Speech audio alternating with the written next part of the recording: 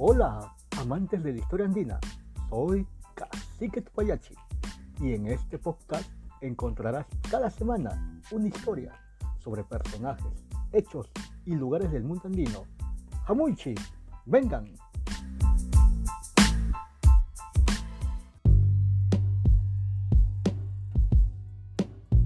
En esta oportunidad hablaremos sobre Francisco de Ávila, un sacerdote extirpador de idolatrías del virreinato peruano.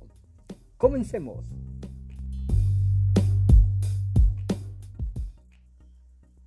Al momento que la corona española se asentó en estas tierras americanas, desde un inicio hubo una institución que estuvo presente y que en nuestra actualidad sigue vigente y que ha tenido una larga participación en toda nuestra historia. Me refiero a la Iglesia, en este caso la Iglesia Católica. La Iglesia Católica, a través de sus representantes, sea sus autoridades o los sacerdotes o curas que estaban en cada pueblito, en cada ciudad, tuvo un papel muy importante en la historia colonial de nuestro continente, de los Andes. Es más, si nos remitimos a la actualidad, podemos ver que en el caso de Perú, en la selva norte, al no haber una presencia organizada y fuerte del Estado a través de sus instituciones, esta pandemia mermó la salud de la población, de los ciudadanos. Pero, oh sorpresa, ¿qué institución estuvo para organizar ciertas actividades en favor de estas poblaciones vulnerables? La Iglesia. Así que, fuera el debate de que unos estén en contra y otros a favor, este no es el caso, solo ponemos en observación ese hecho. Entonces, como institución, se debe considerar que la Iglesia Católica tiene una presencia a lo largo y ancho de nuestro continente americano y, por supuesto, del país de Perú.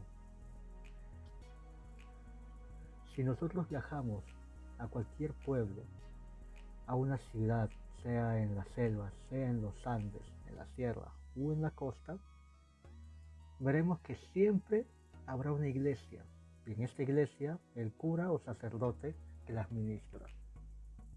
¿Y esto desde cuándo ha sido? Desde que empezó la historia del virreinato. Ahora hablaremos de uno de sus representantes, Francisco de Ávila, que ha tenido una participación muy interesante y que sus acciones, buenas o malas, ya luego ustedes darán su opinión, tuvo un impacto muy fuerte en la historia de los Andes. Así que empecemos. Francisco de Ávila nació en la ciudad de Cusco, aproximadamente en el año de 1573. Desde temprana edad va a sufrir una fuerte condición, la de expósito, es decir, de tener padres desconocidos. Por ende, era un huérfano. Sin embargo, un matrimonio español que vivía en la ciudad de Cusco, lo va a adoptar, lo va a acoger en su familia, que estaba conformado por Cristóbal Rodríguez, que era un ensayador, y Beatriz de Ávila. Así el pequeño Francisco viviría en un matrimonio español en una ciudad netamente indígena. Punto aparte, habrá una condición aparte de expósito que va a afectar a lo largo de su trayectoria. Muchos investigadores están en debate en cuanto a algunos documentos que se han leído de esa época.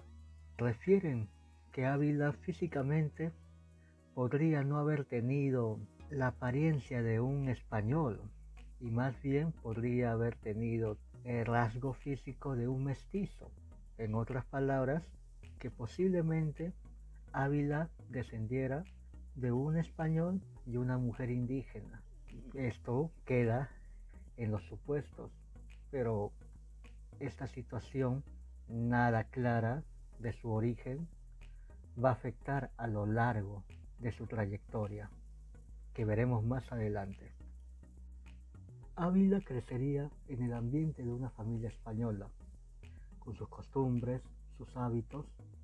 Ávila incorporaría todos estos elementos para su educación. Sin embargo, al vivir en la ciudad de Cusco, también tendría la oportunidad de conocer y habituarse a las costumbres de la población andina. Recordemos que para 1570, Cusco solamente habían 500 españoles y aproximadamente 60.000 indígenas. Esto quiere decir que Ávila debió conocer estas costumbres andinas y asimismo, desde muy pequeño, debió haberse familiarizado tanto hasta aprender el idioma o la lengua quechua. Así, para continuar sus estudios, entró a estudiar a la Compañía de Jesús. Tomó clases de gramática y pudo oír algunas clases de artes y teología. Desde muy pequeño era muy adelantado, en otras palabras, destacaba entre sus demás compañeros y posiblemente sus mismos profesores, docentes, que eran los padres jesuitas, habrían facilitado que Ávila se traslade y tuviera una residencia en la ciudad de Lima para continuar sus estudios en la Universidad de San Marcos. Ahora, ¿por qué habría esa necesidad de migrar a la ciudad de Lima para continuar los estudios? ¿Acaso no había universidad en el Cusco? Pues no la había. La universidad que actualmente radica y está en Cusco recién se fundaría en 1692 y Ávila estaría estudiando en 1570, en esa década. Entonces no había esa universidad y para continuar con sus estudios debió migrar. Cosa curiosa, este asunto de la migración por estudios, que en la actualidad también sucede. Interesante ver que desde los tiempos del virreinato ya existían estos tipos de migraciones. Entonces, Francisco de Ávila, estando ya en la ciudad de Lima, comenzó a ingresar a la universidad y a recibir los estudios correspondientes. Sabemos que para el año de 1596 recibió las órdenes menores y mayores de lector a presbítero y en 1597 se graduó de bachiller. En este año logró concursar para obtener una doctrina indígena en Huarochirí, es decir, postuló con otros interesados para poder ser sacerdote de un pueblo. Ávila ganó ese concurso y el pueblo era San Damián, allá en Huarochirí, que no era tan lejos de Lima, que facilitaría seguir cursando sus estudios posteriores hasta alcanzar sus grados de licenciado y doctor en la misma universidad para el año de 1606. Sobre este punto, en cuanto a esta magnífica o destacada carrera universitaria, el historiador Acosta nos dice: la carrera del joven sacerdote se desarrollaba con rapidez y estaba realizada en difíciles condiciones económicas, lo que le proporcionaba un especial significado y parecía denotar tesón y una cierta ambición personal. Pero este bonito escenario en la vida de Francisco de Ávila, que parecía encaminarlo a posicionarse, a alcanzar una dignidad de un cargo de prestigio en la Catedral de Lima, tendría una desgracia, tendría esa cuota de drama, esa cuota de tragedia que en muchas biografías y en muchas vidas siempre sucede. ¿Cuál será? Eso lo veremos a continuación. Como sabemos anteriormente, Francisco de Ávila ganó el concurso para ser sacerdote en la doctrina de San Damián, ubicado en Huarochirí.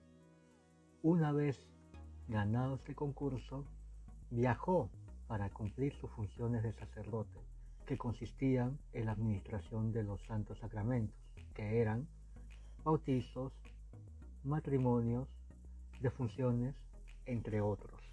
Así, Ávila y su feligresía andina, es decir, su feligresía de San Damián, comenzaron a desarrollarse pacíficamente.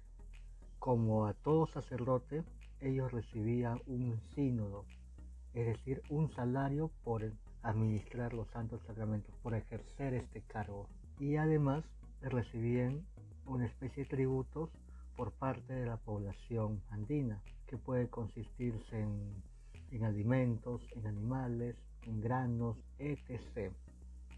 Entre los años 1597 hasta 1607, casi 10 años, había una armonía, había un pacto entre ambos, entre el cura y su feligresía.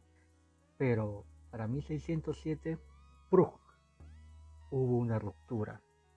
¿Qué pasó?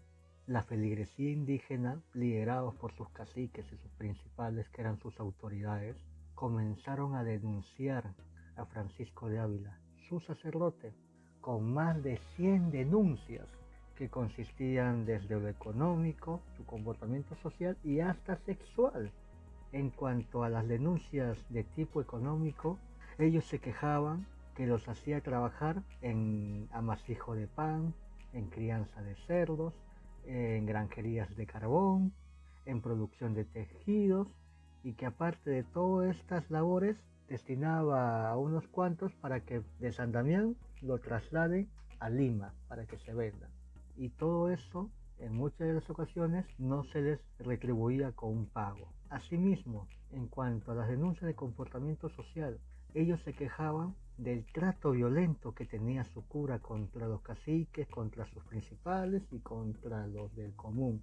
Y citan uno de entre tantos casos que a uno de sus caciques le golpeó fuertemente delante de toda la comunidad por el hecho de que no cuidó bien su chacra. Lo mismo en cuanto a las denuncias de tipo sexual, van a este cura, a Francisco de Ávila, de tener compañeras y de quitar las esposas a los caciques, a los principales. Toda una joyita nos resultó este cura. Pero hagamos un pequeño paréntesis. Todas estas acusaciones, para esos tiempos de la colonia, del virreinato, ya estaba interiorizado tanto para los sacerdotes como para la feligresía. Recordemos que la feligresía andina, la feligresía indígena, antes de toda esta administración española, ellos tenían sus propios sacerdotes, a quienes llevaban tributos, a quienes también solían llevar mujeres para que cuiden del sacerdote y de la huaca o del adoratorio.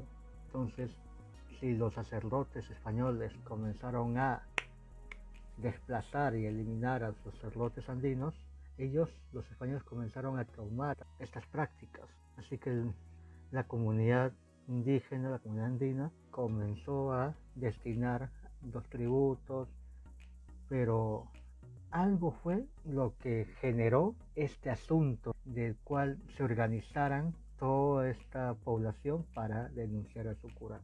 Resulta que aparte de todo esto que Ávila aprovechaba en su condición de cura en estos pueblos, quería fundar un obraje junto a un español, a un encomendero.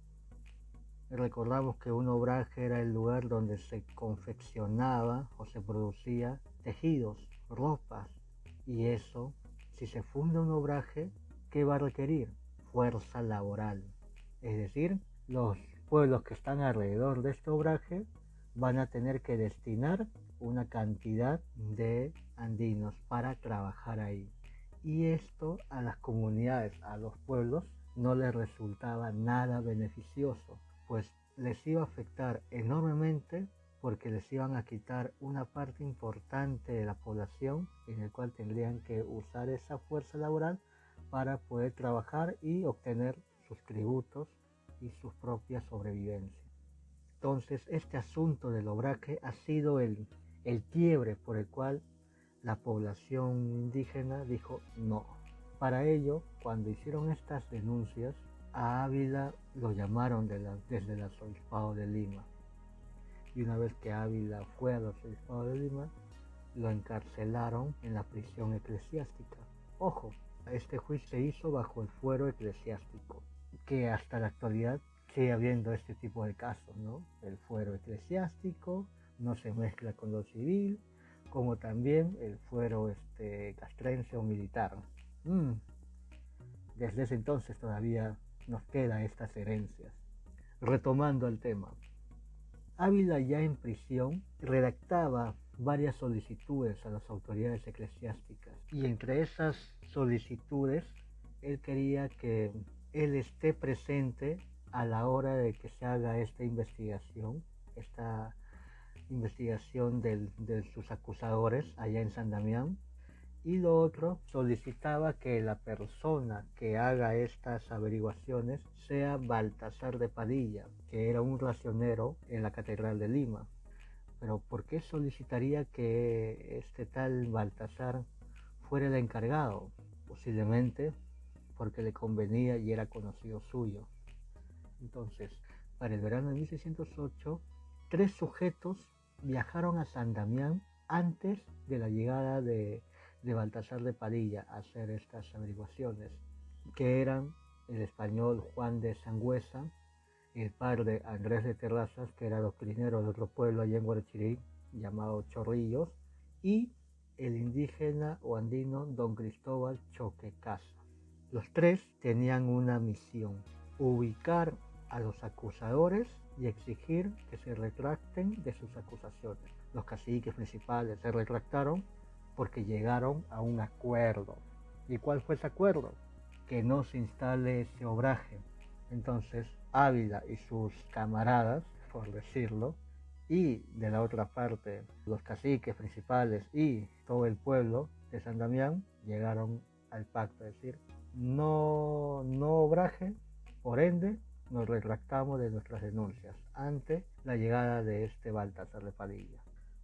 Así fue que el 21 de mayo de ese mismo año, estando Padilla ya en San Damián, hace las averiguaciones y encuentra que muchos de los acusadores se retractan, es más, y algunos también comienzan a tener contradicciones en sus testimonios. Por ende, Padilla decide dar por concluidas sus actuaciones y esos documentos las remite al arzobispado para que se dictara sentencia. Con todo eso, a fines de mayo, Ávila saldría de prisión y regresaría a San Damián. Se encontraría con Padilla recorriendo algunos pueblos, pero luego empezará o dará comienzo a sus pesquisas sobre la idolatría indígena, es decir, venganza. Hasta este momento, Francisco de Ávila había intentado ya varias veces solicitar que se le ascendiera jerárquicamente en la iglesia. Es decir, él quería llegar a la Catedral de Lima, quería obtener una dignidad. Y para ello él tenía que armar un documento que se conocía como informaciones, en donde él tenía que obtener testimonios de personas que pudieran dar fe de sus orígenes, dar fe de lo buen estudiante que era, de su labor como sacerdote y de otras cualidades que él tenía. Se podría decir que este documento llamado Informaciones era lo que actualmente podemos decir currículum vitae. Entonces, de tanta insistencia, para 1608, este año en que nos hemos quedado, fue nombrado como cura beneficiado de la ciudad de Huánuco, y Ávila no lo vio con buen ojo. Es más, nunca llegó a ir a Huánuco y más bien mandó a alguien a su nombre para que pudiera seguir con esas funciones. Entonces Ávila veía difícil su situación, pues ya tenía ya más de 30 años. Se daba cuenta que ya la juventud se le acababa, comenzaba a ingresar a la vejez y no estaba alcanzando lo que él deseaba. Y todavía su feligresía lo denuncia.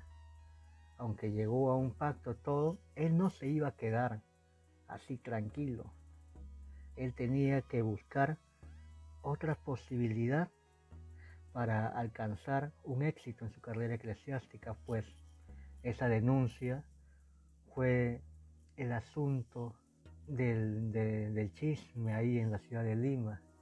Fue mal visto por sus contemporáneos que estaban en la jerarquía eclesiástica limeña. Entonces Ávila no veía con buenos ojos esta situación y algo se tenía que ocurrir. Y a esto le estamos llamando la venganza. Es decir, mi feligresía me denunció, ajá, olvídense de la armonía, ¡pum! Voy a, entre comillas, descubrir sus antiguas costumbres. Entonces, Ávila, estando en San Damián, una vez liberado de la prisión y haberse despedido de Baltasar de Padilla, comenzó a recorrer por distintos pueblos, en el cual descubría muchas cosas de idolatrías, entre ellos los ritos que se tenían hacia Pariacaca, hacia Chaupiñamoj, que eran los apus, por decirlo así, las huacas. Eran los lugares en donde la mayoría de los andinos, bueno, la mayoría, o todos, iban y ofrecían sus honores, sus tributos. Asimismo también comenzó a descubrir ídolos, los de Yaxahuancúa, Macahuiza, entre otros. Tanto fue su trabajo y su éxito que dirigió una carta para junio de 1609 al rector de la Compañía de Jesús, que en ese tiempo era el padre Diego Álvarez de Paz, solicitando ayuda para confesar a un gran número de indígenas idólatras. El rector, como respuesta, le envió a 2 padres para que le ayuden en esta empresa o en este trabajo. Entonces comenzaron a, por decirlo así, a confesar, a alejarlos del pecado. Pero esto no hubiera sido así de sencillo, pues aparte de estas personas Ávila tenía, se podría decir, una red de espías, ¿no? Por decirlo así, una red de contactos que están en estos pueblos, que le van a facilitar la información, le van a facilitar descubrir dónde estaban ocultados sus malquis, sus momias, a quienes cuidaban, veneraban. Ojo, y esto se estaba dando aún sin tener la sentencia del juicio que le habían puesto anteriormente su feligresía. Y es más, el juicio se había reabierto con nuevas investigaciones, y esto era lo que le atormentaba a Francisco de Ávila. Pero un suceso va a cambiar esta situación para favor de Ávila. El 4 de octubre llegaba a Lima el nuevo arzobispo, Bartolomé Lobo Guerrero, que venía de Santa Fe y que, estando allá en Santa Fe, tuvo interés y experiencia en el asunto de las idolatrías indígenas. Se puede decir que Ávila ya sabía que venía este arzobispo y también ya sabía que este arzobispo tenía este interés por este asunto de las idolatrías. Sin demorarse mucho, que apenas pasaron 10 días de haber llegado el nuevo arzobispo a Lima, Ávila bajó desde Huarochirí a visitar a la nueva autoridad eclesiástica. Pero no bajó solo. Ávila mismo va a narrar este hecho, y cito, en palabras del mismo cura: trayendo una gran muchedumbre de ídolos, algunos cadáveres secos, a quien adoraban, rostros y manos de carne momia, que los habían conservado más de 800 años, pasando de padres a hijos, todo esto hacía más de 6 cargas de a 2 quintales y traje conmigo a aquel Hernando Paucar, su sacerdote, tan venerado. Toda esta exposición, toda esta parafernalia que Ávila mostró a la nueva autoridad eclesiástica impactó enormemente en la sociedad limeña, ¿no? Se fue comentando entre todos. Es más, se sentenció a este sacerdote andino, lo exiliaron hasta el Reino de Chile. Delante de todas estas autoridades, más la presencia de la población que estaba allí en Lima, presenciaron la quema total de todos estos ídolos, de todos estos cadáveres, de todas estas momias, de todo lo que consideraban idolátrico. Toda esta exposición de Ávila, más el interés del arzobispo por erradicar estas viejas costumbres, será el inicio de las conocidas campañas de extirpación de las idolatrías, que ocurrió en el arzobispado de Lima a inicios del siglo XVII.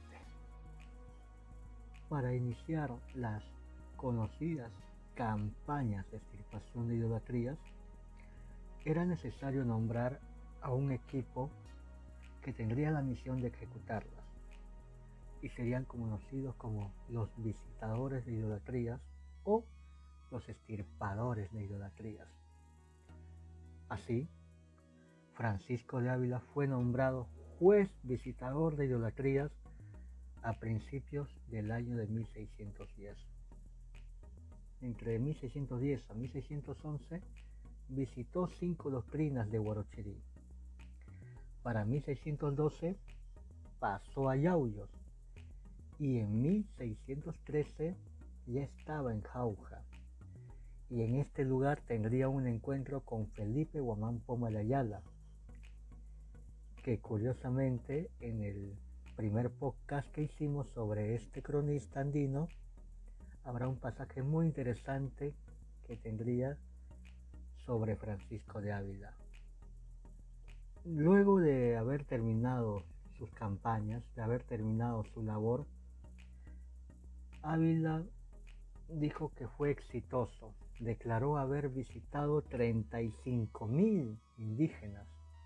Esta proeza de su tiempo no hubiera sido posible sin las alianzas de personas de su confianza en la comunidad indígena que le sirvieran de espías, de delatores. Ahora, esta gran labor como extirpador de idolatrías, felizmente sería premiado en 1618 con el nombramiento de canónigo y maestrescuela de la Arquidiócesis de La Plata, aquí al sur. No era lo que esperaba, él quería la catedral de Lima, entonces viajó a su nuevo lugar, ya con el estatus que él quería, así que estuvo 14 años en La Plata. En 1632, y durante el gobierno del nuevo arzobispo de Lima, que fue Hernando Arias de Ugarte, obtuvo su traslado a la Catedral de Lima, conservando la misma dignidad. En el año de 1641, con aproximadamente ya 65 años de edad, ya era un anciano completamente. Para esa época ya era un anciano. Él había mandado una solicitud a la Compañía de Jesús para ingresar, pues quizás recordaría que el primer colegio que visitó y donde aprendió fue en la Compañía de Jesús, que estaba en la ciudad de Cusco, pero le rechazaron. Así que en este punto de su vida, y citando a uno de sus estudiosos, Pierre Dubois, nos dice: a pesar de esta imagen de una vejez ejemplar y sin nubes que nos transmiten los escritos coetáneos, Ávila padeció disgustos y conoció amargas decepciones, además de los inevitables achaques de la vejez. En este mismo año de 1641, con la llegada del nuevo arzobispo de Lima, Pedro de Villagómez, se iniciará una nueva campaña de extirpación de idolatrías. Para esta ocasión, el arzobispo ya no contaría con Francisco de Ávila como visitador, pues la edad y su condición ya no le haría factible poder desenvolverse como en las primeras décadas del siglo XVII. No. Más bien el arzobispo le dijo, junto con otro compañero suyo, que era también un exitoso estirpador y que este personaje sí alcanzó a ascender rápidamente, hablamos de Fernando de Avendaño, pidió a estas dos personas a que elaboraran unos sermonarios que fueran de guías para los nuevos visitadores en la lucha contra la religión de los indígenas. Así, en marzo de 1645, redactó una introducción a la primera parte de su Tratado de los Evangelios. En este sermonario, Ávila daría testimonio de cómo se lucha contra las idolatrías de las poblaciones indígenas. Y es más, él justificaría que toda esta parte de su vida fue por designio de Dios, fue porque Dios lo quiso así. En otras palabras, fue un enviado por Dios para sacar a la luz el pecado de la idolatría de los indígenas. Y finalmente, un 17 de septiembre de 1647, a la edad de 71 años aproximadamente, murió Francisco de Ávila. Hasta aquí, ¿qué podemos rescatar de la historia de Francisco de Ávila? Primero, que conocer su vida es también conocer el tiempo, las instituciones, las costumbres de su época. Asimismo, nos permite adentrarnos a saber cómo funcionaba la iglesia en esos años y cómo era la relación de los sacerdotes con la feligresía indígena, de que también aprendimos a través de Francisco de Ávila que la sociedad indígena, la sociedad andina, no eran como a veces nos han pintado a lo largo de la historia, personas sumisas, sino eran grupos, eran comunidades que pactaban, que hacían alianzas, y que cuando se rompían estas alianzas, estas sociedades usaban distintos mecanismos para exigir sus derechos, entre estos mecanismos, la vía judicial a través de las denuncias. Por último, Francisco de Ávila nos dejó un importantísimo legado escrito. Para citar como ejemplo, tenemos el Tratado de los Evangelios, que se publicó un año después de su muerte, que ya hemos comentado un poco. Además, se le rescata a Francisco de Ávila también porque era un eximio recopilador de tradiciones y leyendas de los andinos, los cuales lo transcribía en quechua, y hoy en día se conoce como el manuscrito de Huarochirí. Esta herencia cultural se la debemos a Francisco de Ávila y a sus ayudantes, que facilitaron a través de sus testimonios orales, facilitaron todo este conocimiento. Esta historia nos deja con más preguntas. Me gustaría saber cuáles son las tuyas.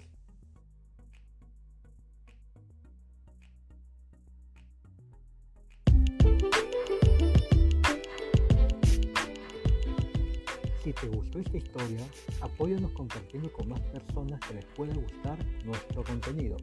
Asimismo, si tienes alguna pregunta o sugerencia, puedes escribirnos a nuestras redes sociales de Facebook e Instagram como Cacique Tupayachi. Tupananchiskama, hasta pronto.